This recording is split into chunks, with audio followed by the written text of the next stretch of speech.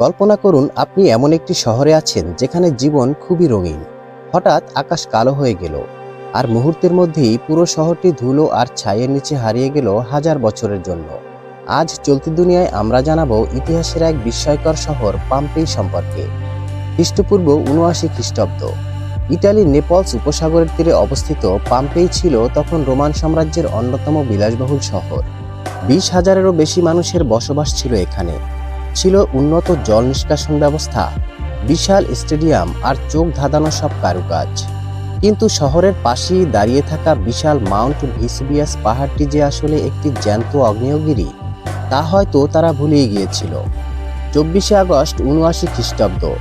হঠাৎ বিকট শব্দে ফেটে পড়ল ভেসুভিয়াস। আকাশ অন্ধকার হয়ে গেল ছাই আর বিষাক্ত গ্যাসে। মাত্র কয়েক ঘন্টার মধ্যে প্রায় ২০ ফুট গভীর ছাই আর পাথরের নিচে চাপা পড়ল পুরো শহর। পালানোর সুযোগটুকুও পায়নি অধিকাংশ মানুষ। তারা যেখানে যেভাবে ছিল সেখানেই চিরতরে থমকে গেল। দীর্ঘ ১৫০০ বছর পাম্পেই ছিল লক্ষ্যচক্ষুর আড়ালে। ১৭৪৮ সালে প্রথম এর সন্ধান পায় মানুষ।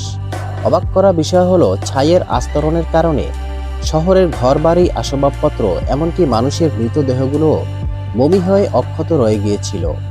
এটি যেন টাইম মেশিন ফিরে পাওয়ার মতো এক জীবন্ত ইতিহাস। আজও পাম্পি আমাদের মনে করিয়ে দেয় প্রাকৃতিক শক্তির সামনে মানুষ কতটা অসহায়। চলতি দুনিয়ার এমন আরও অজানা রহস্য জানতে আমাদের চ্যানেলটি সাবস্ক্রাইব করে সাথেই থাকুন। দেখা হবে পরের ভিডিওতে। ধন্যবাদ।